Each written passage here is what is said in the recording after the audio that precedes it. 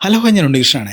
തിരുവനന്തപുരത്ത് 1975കളിൽ വിളമ്പിയ ആ ഒരു ചില്ലി ചിക്കനാണ് കേട്ടോ. തിരുവനന്തപുരത്തുകാർക്ക് ആദ്യമായിട്ട് ചില്ലി ചിക്കൻ ഇൻട്രൊഡ്യൂസ് ചെയ്തതും ഈ ഒരു കടയിൽ നിന്നാണ്. ഈ ഒരു ചില്ലി ചിക്കൻ്റെ രുചി അറിയാത്തവർ തിരുവനന്തപുരത്ത് വിരളമാണ് കേട്ടോ. എനിക്കും വലിയ ഇഷ്ടപ്പെട്ട ഒരു ഡിഷാണ്. ചില്ലി ചിക്കൻ എന്ന പ്രയോഗത്തെ അന്വർത്ഥമാക്കുന്ന രീതിയിലാണ് ആ ഒരു കറിയിൽ ഇട്ടിട്ടുള്ള ഈ പച്ചമുളക് കേട്ടോ. പച്ചമുളകും ചില്ലി ചിക്കനും അതുപോലെ തന്നെ പൊറോട്ടയും കൂടെ ചേർത്ത് കഴിക്കാനാണ് നല്ലൊരു കോമ്പിനേഷൻ. എപ്പോഴും വന്നാലും ഞാൻ പൊറോട്ടയും ചില്ലി ചിക്കനാണ് കഴിക്കാറുള്ളത്.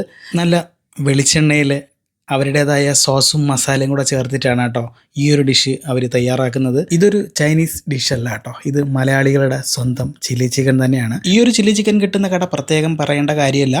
തിരുവനന്തപുരം വഴുതക്കാട് ടാഗോർ തിയേറ്ററിൻ്റെ നേരെ എതിർവശത്തുള്ള നികുഞ്ചം ഹോട്ടലാണ്. നിങ്ങൾ ഇതുവഴി പോകുകയാണെങ്കിൽ ജസ്റ്റ് ഒന്ന് ട്രൈ ചെയ്യാൻ മറക്കണ്ട കേട്ടോ.